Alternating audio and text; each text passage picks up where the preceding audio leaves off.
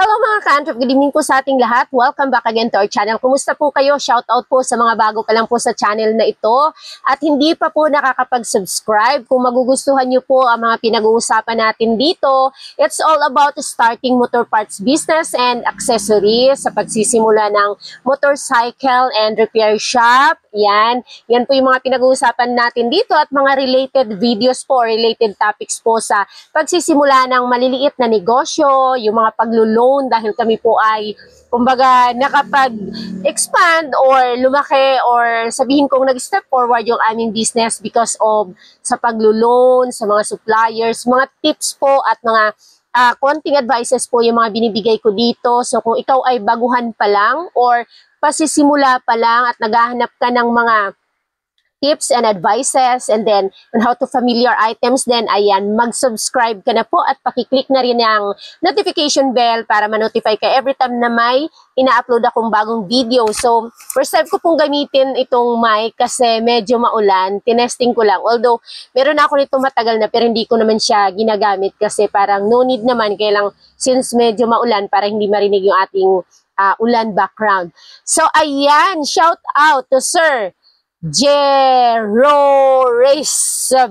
Habonilio. Ayan, hindi ko mabasa. Lejoracev Habonilio. Ayan, motorcycle oil price update ma'am for 2025. So, ayan mga ka-Antrep.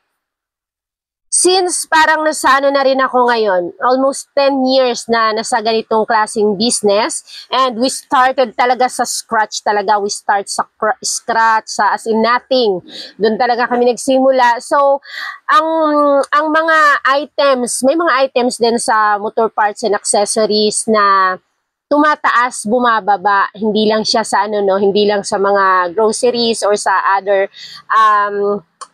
line of business na may tumataas or may bumababa, but usually naman familiar tayo at talagang tayo dyan, informed tayo na halos walang bumababa, pataas ng pataas ang presyo. Pero ang kagandahan po dito sa motor parts business and accessories, mayroon po tayong mga tumataas at bumababa na mga items at kabilang po dyan ang mga oils at saka ang mga tires. Yes, ang mga tires po at oils, hindi po sila stable ng price. Hindi kagaya ng ibang mga items, the rest ay medyo stable yung mga prices nila. But kapag ikaw ay nagsisimula, yung presyo talaga na binibigay ng supplier, lalo na kung baguhan ka pa lang, yung presyong na ibibigay nila is different doon sa kung matagal ka na at malakihan na ang iyong purchase. Let's say for example, general po itong pinag-uusapan natin. Halimbawa sabihin ng supplier nyo,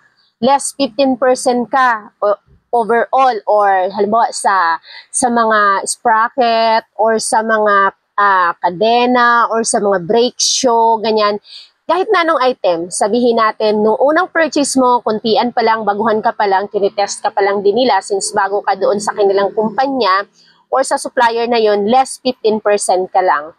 Then katagalan, syempre habang tumatagal, mas lumalaki ang purchase mo, mas tumataas ang purchase mo, mas malaki na yung discount na binibigay sa'yo. Halimbawa, kung before, mga per second, purchase mo is less 15 ka lang, ngayon, malaki na yung purchase mo, bibigyan ka na ng less 20%. May mga ganong item. But sa tires at saka sa oils, usually, pag January talaga ay tumataas ang presyo ng oils at ng tires. Yan yung mga na-observe ko at ayan, siguro makapag-comment din dyan yung mga nasa ganitong business na or kung yung mga nakapag-observe na for how many years, yan yung na-observe ko. Kaya, ang hirap kasi nung halimbawa pa October, November, December, ang hirap makakuha ng stocks. Usually, ubusan.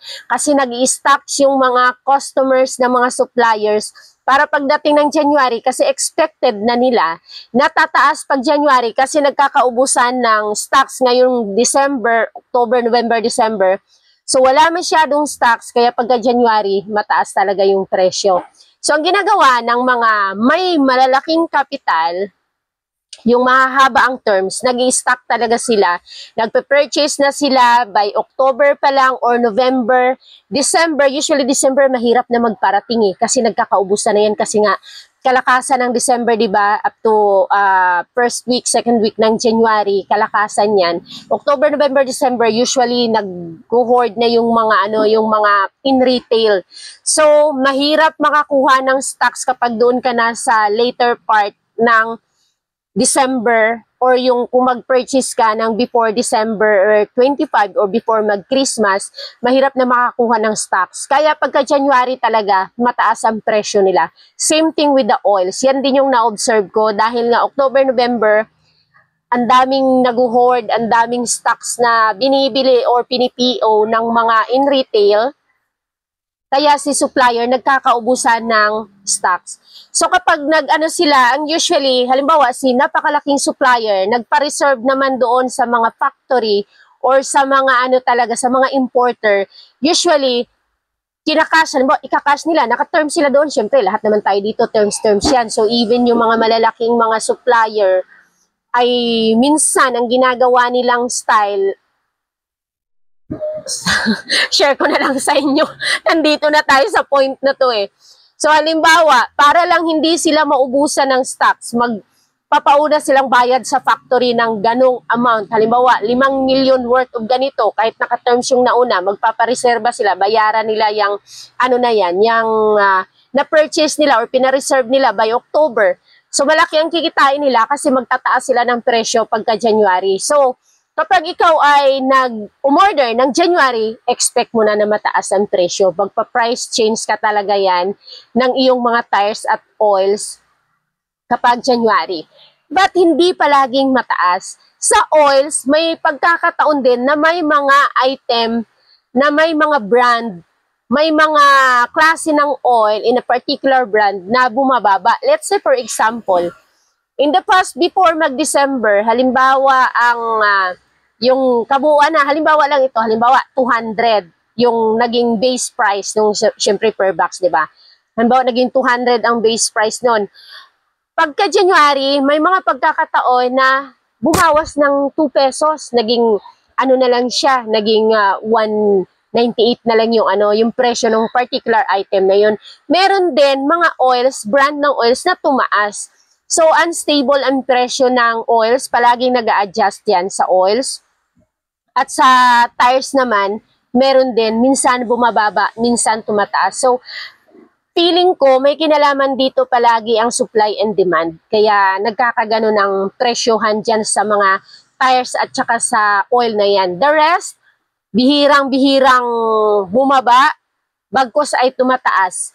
Bumababa lang siya sa observation ko, it's because of the purchase na ginagawa na natin. Halimbawa, yung mga items na yan, nung mga previous orders mo, halimbawa, tag dalawa-dalawang sako lang per number ng per size ng interior ang order mo. Ngayon, nag 5 sacks ka per mapapansin mo rin may medyo less pa, additional less yung yung presyo nila. Kaya nga 'di ba sa mga malalaking kumpanya, sa mga suppliers, 'di ba? Yung mga naka-direct na sa mga importer and then pupunta sila sa mga naka-in retail. So, ma'am, order ka po ng 10 box. Sabihin, 10 box per size ng chain.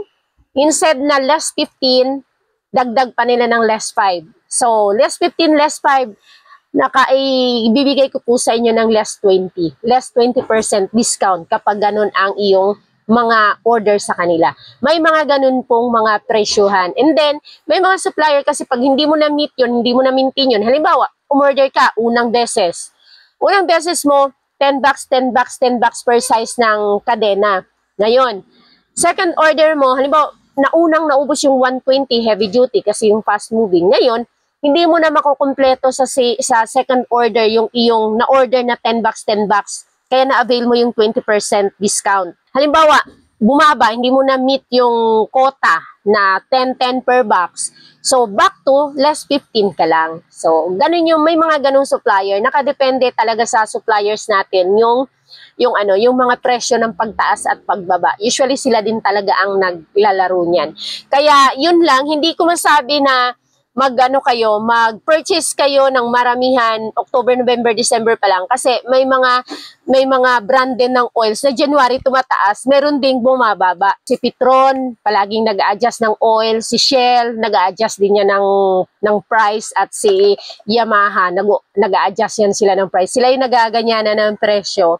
Kapag, halimbawa, before December or January, may mga offers din kasi na kaya mo masasabi na na bumaba ang price kasi halimbawa, sabihin, purchase ka 20 plus 2. Purchase ka ng 20 bucks ng halimbawa in a particular brand or halimbawa, sabihin natin na multigrade ng Petron 20W40 po, 20 plus 1. Order ka ng 20 bucks, may plus 1 ka. Sometimes, 20 plus 2. So, 20 bucks, may libreng plus 2 bucks. So, tubo mo na yun ang 2 bucks kasi yun yung pa-promo nila. May mga ganun in particular. So, feeling ko, nilalaro lang sila ng mga supplier kasi kapag bumaba yung kanilang sale siguro, nag-aalok yan, tatawag.